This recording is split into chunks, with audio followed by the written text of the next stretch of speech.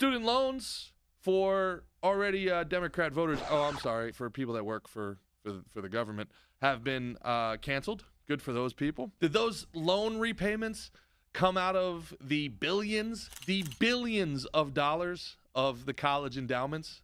No. Did those loan repayments come out of the banks with record profits that are engaging in predatory lending, giving unsecured loans to 17-year-olds to go to fuck camp for 4 years?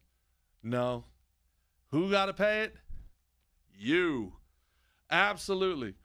You, the working stiff, the plumber who has to go to the rich kid with the Ivy League degree.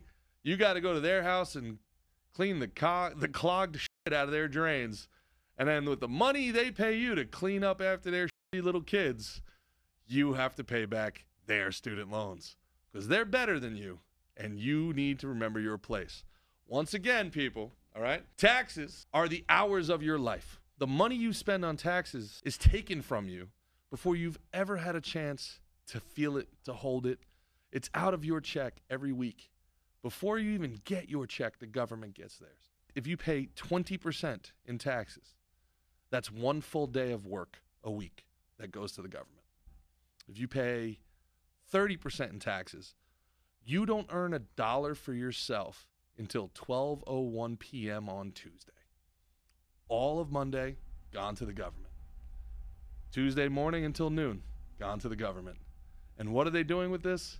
Sending it to Ukraine, sending it to Israel, sending it to Palestine, and spending it on like pufferfish studies at Cambridge and Columbia, places that have billion-dollar endowments already, and charge $100,000 a year in tuition.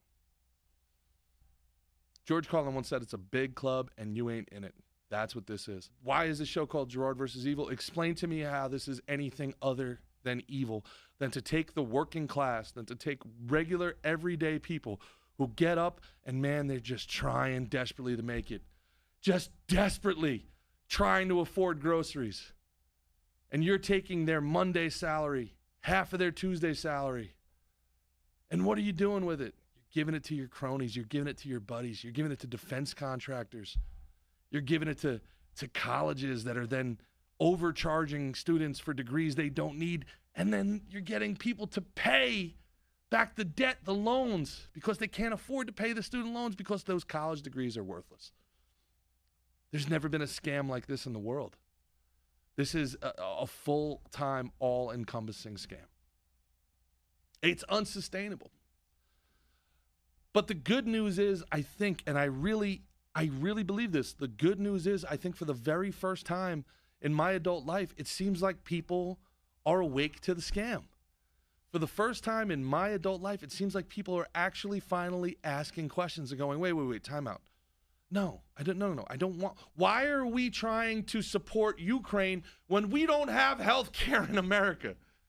Why are we spending billions of dollars on missiles when we don't have clean drinking water? How much money are we spending on this bullshit when nobody can afford groceries? It's wild.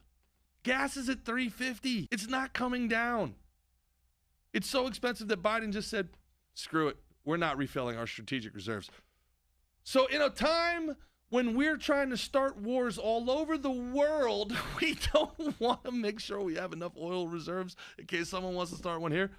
Cool. Sounds good. Remember there was a giant super tanker cargo ship that lost power and somehow drove directly into a stanchion and knocked down a bridge? That seems like it was a year ago. No more news about that. No follow-ups? No follow-ups on that?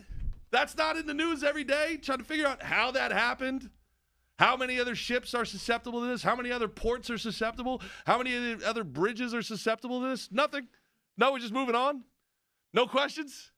All I know is that it definitely wasn't terrorism. That's all I know. It definitely was just that the ship lost power and made a hard right turn directly into the one part of the bridge that would knock it down. Don't ask any questions. They said 15 minutes after it happened and it wasn't terror. And there's been no follow-up. We just 100% on that. No questions. No journalist wants to ask any questions. We don't have the money for that. we got to spend more money.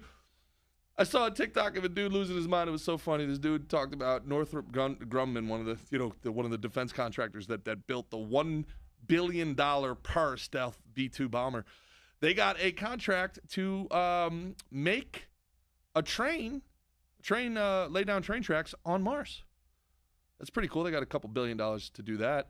So we got trains on Mars before we have drinkable water in Flint, Michigan. We got trains on Mars before we've cleaned up the train wreck in East Palestine, Ohio. What are we doing? It's unreal.